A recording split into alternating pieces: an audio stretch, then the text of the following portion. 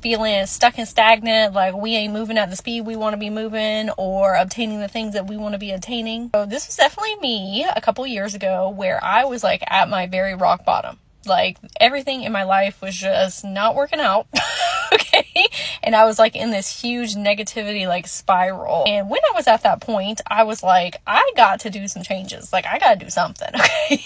And I had always heard these spiritual teachers talking about like, oh, how gratefulness can change your life. And I was like, that's a bunch of hooey. Okay. And malarkey. But let me tell you, okay, at this point, I was just like, I will do whatever. So let's just try it. Okay.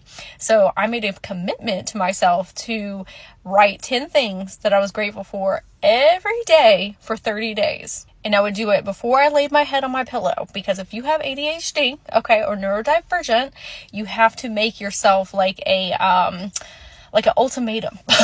Almost, okay? Before I lay my head on this pillow, I'm going to do this list. So when I first started the list, I was in a very like bad place in my life. Okay, so the things that I was putting on there were like as simple as they possibly could be. Like, I'm grateful that I have eyes. I'm grateful that I can breathe.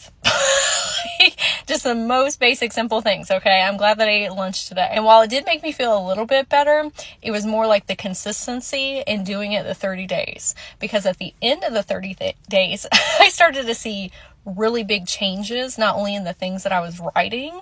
Like, I'm grateful that I am a courageous person. I'm grateful that I'm stepping into my confidence. I'm grateful that I'm a loving person. It wasn't only things I was grateful for outside of me, but it was shifting things with my self-love. The way that your subconscious works is if you give it a job to do, especially if you have to like check in at the end of the day, it will continuously look for more things to affirm that into your reality. So if your lens that you're looking through the world is, hey, let me find things to put on my gratefulness list at the end of the day, it'll start showing you better and better and better things, and you'll start to feel a lot better. There's this beautiful saying, you cannot be fearful if you are being grateful.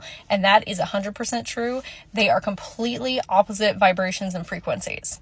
If you can embody that frequency, you can snap yourself out of those anxiety holes that you get in. I challenge you to do this for 30 days, and it will shift so many things in your reality. I would love to hear in the comments something that you're grateful for today.